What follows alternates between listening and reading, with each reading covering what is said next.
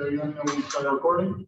Great. All right, thank you. Welcome everybody to the post-game press conference for the 2022 Division II Women's Basketball Elite Eight quarterfinal matchup today between Glenville State and West Texas A&M. We're here with head coach Kim Stevens, student athletes, Winfield and Mashayla, Cecil. We'll start things off with an opening statement from Coach, and then we'll open it up for questions. And if you're joining us virtually, please be sure to use the raise hand function so we can unmute you for your question. Coach, whenever you're ready. I was really pleased with our performance tonight, or today, I guess. We had a lot of kids show up, and West Texas A&M is a very, very, very good basketball team. And tonight, I mean, it was almost like in that first half, everything we threw up one in. There was a lot of times I was shaking my head. But they all showed up. They were ready to play. We were hungry. A lot of credit to our opponent because they are better than that. That's a tough team, and they've had a great year. But I was proud of our group. We're really fun to watch, and we're really dangerous when we have multiple people show up. And so hopefully we can rely on that for the remainder of the year. Fantastic. All right, we will open it up for questions.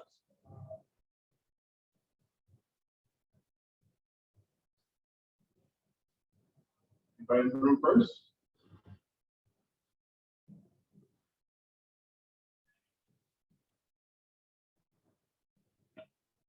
Coach Kim, can you talk a little bit about you guys won the rebounding battle, 44-35, and obviously looking at West Texas A&M's roster, they're slightly much taller than you all. Can you talk a little bit about just the team effort in making that a reality today? Yeah, I think they did a great job of crashing and flying in there and just using their effort and their speed to track the balls down. That was definitely something we discussed a lot coming into this game, is that we're not going to be able to out-jump them, but maybe we can outwork them, maybe we can swim and fight and spin to get around and get those balls. And I think they played really hard tonight, and that's just one of the stats that kind of jumps out, that we have no business out-rebounding that team. And so they played hard. Coach, talk about the perimeter game, 10-17 in the first half, just how I put the things up for y'all. Yeah, I mean, there was a lot of times like, well, it's a bad shot and it went in multiple times. And so when the skies open up like that for us, we're a tough team. And again, when we've had our fair share of games where we have been cold. And we went through a stretch there in March where we were cold. And so you enjoy it while you have it, but it doesn't last. It didn't last in the second half. And I was very aware of that going into halftime, that when you're hot, you're not hot for long. So ride it while you can. Questions for the student athletes? Mashayla, you were a big part of that. Those threes there in the first half. You finished the game 5 for 7 from deep. Talk a little bit about being. You told me after we were in the zone. Talk a little bit about that. Well, I go to the gym a lot, and just being able to see the ball go in felt really good. Like Coach said, we had a drop for a little bit in March where we couldn't really hit, but today felt good. So just glad to see the shot go in.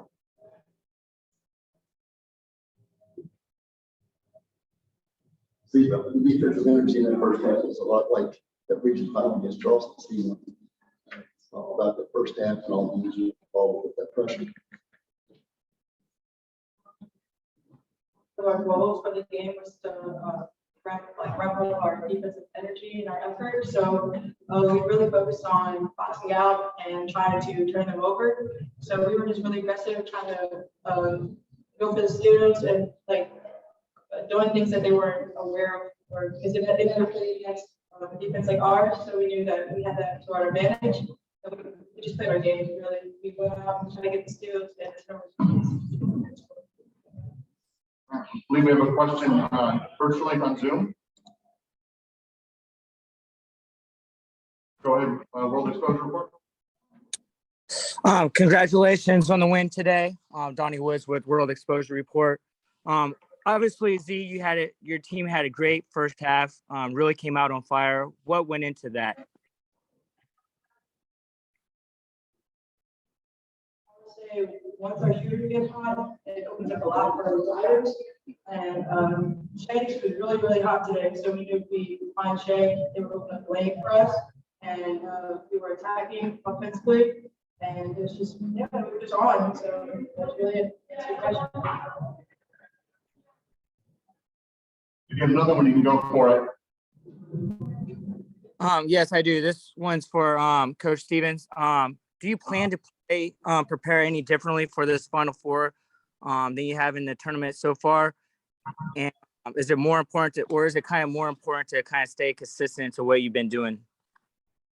Yeah, I definitely think right now it's stay consistent. I'm glad you asked that. That's kind of something we preached.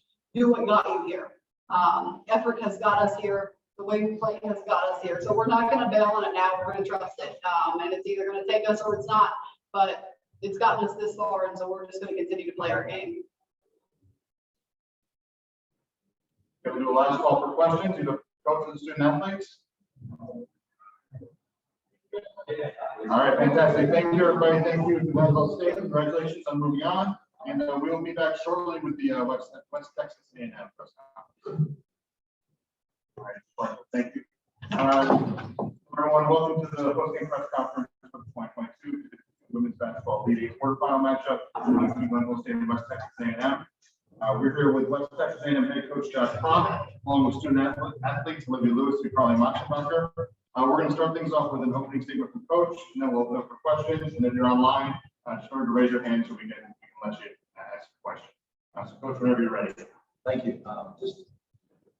Give complete hats off, 100% credit to Glenville State. Wow. They came out from the start and played tremendous basketball. Their kids, they showed a lot of pressure. They hit shots, not good for it.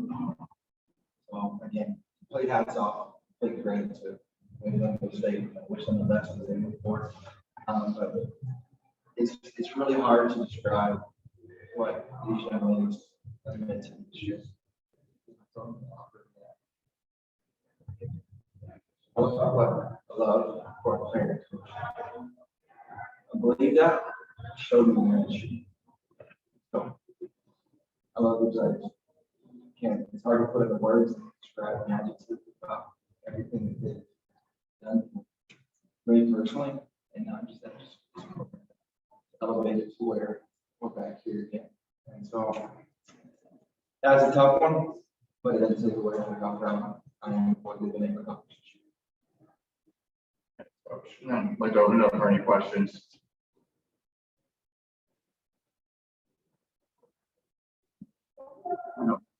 Alivia, you kind of a life and career altering decision this past summer to come to WT. Now that I know it's disappointing today, but looking back on what this season has been, tell us a little bit your thoughts on making this decision, how it worked out.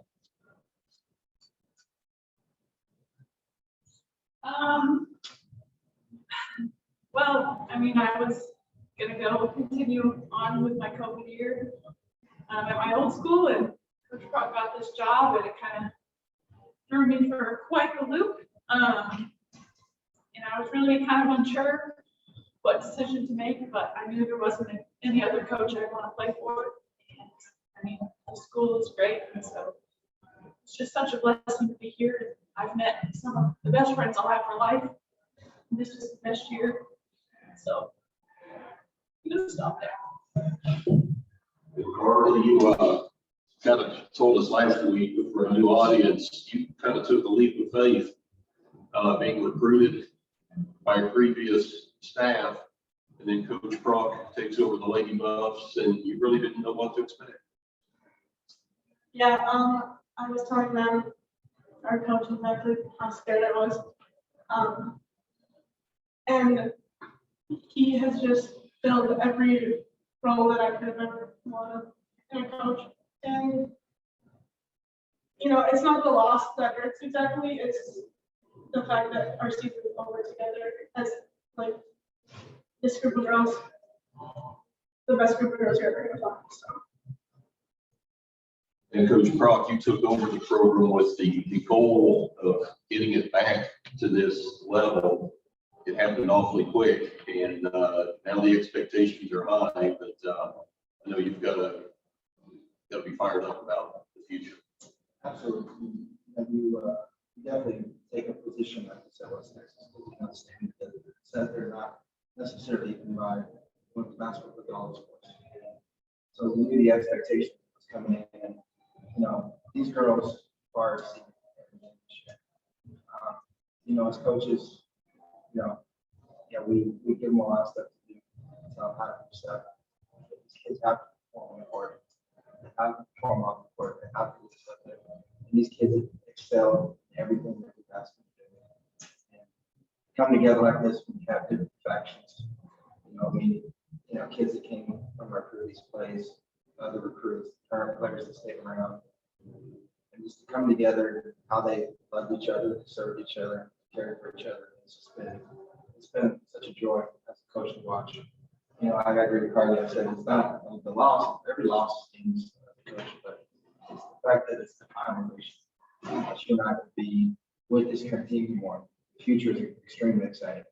You know, for what's going on. Hard to get easy for this group. Thanks, Coach. Any other questions for Coach? Obviously, season doesn't go the way that you want it to, but you still put up an impressive 26-win season with these girls. What can you tell me that you've seen from them all season to put up such an impressive record? And just talk about the heart and grit that these two especially have shown to get to this point. Yeah, absolutely. The way they've served each other, put each other first, interests,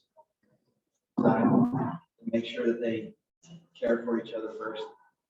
And that's the one thing that, you know, we talk a lot with these girls about. You know, coaches always strive for protect for perfection. What we want. I've always tried to emphasize teaching ladies perfection is loving that and caring and serving that person next to you. That's perfection. And these girls have epitomized that this year. That's why it's hard. It's hard because finalize that. That's hard. But it's been extremely gratifying. Proud coach, no doubt about it. This is for both of y'all, if y'all mind talking about it. I guess I'll start with you, Alivia. Obviously, game doesn't go the way you want it to, but neither of y'all back down. Both of y'all kept attacking, kept going for shots, kept trying. I mean, can you talk a little bit about the mentality? Keep doing that, regardless of the circumstances. To keep trying for this team.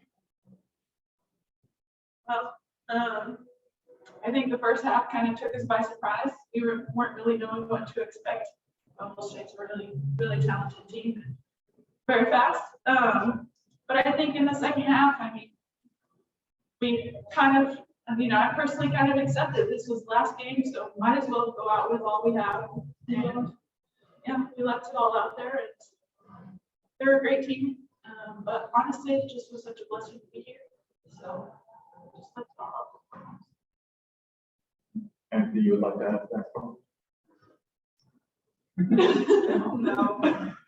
No. I guess I'll go back to you, Coach, for one final question for me. You know, obviously they still kept going after it. They still kept attacking. They led the team. They tried to make it to where, even if this is their final game or this is the final game of this group, they kept going for it. What did you see from them that made you proud to be their coach? I think the character factor. I mean, unfortunately, being down much of the work after, I mean, it's been an easy time to just kind of not necessarily quit, but just, kind of glide through. And these kids did it. And the character, the integrity, who they are. And I would say that, where they are, what they were able to accomplish. last call for questions?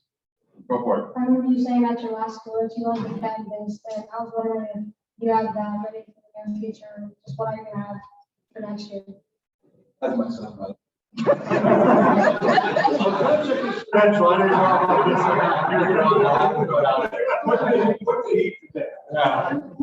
Well, great question. It's the fan base is simply amazing. I think they showed out today. I'm very grateful for them being here. So very, very proud to be this fan base. Again, it's kind of like these ladies. It's hard to put into words because when we were 2-6, that's when they wrapped their arms around us even more.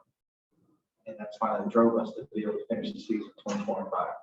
And so the shout out to Bob Nation for sure. I think that's a heck of a way to end it. Can I say one thing? Yeah. I want to also say I was very thankful for my administration, family, just amazing support that we get. But also, I know how hard these things are. And actually, really, city around here. These are easy, and to make my kids feel the way they have. Very, very. Thank you, Coach. It's very kind. And of course, congratulations to you and the entire team on just a great season. Thanks, everybody. We'll be back at the end of the next game.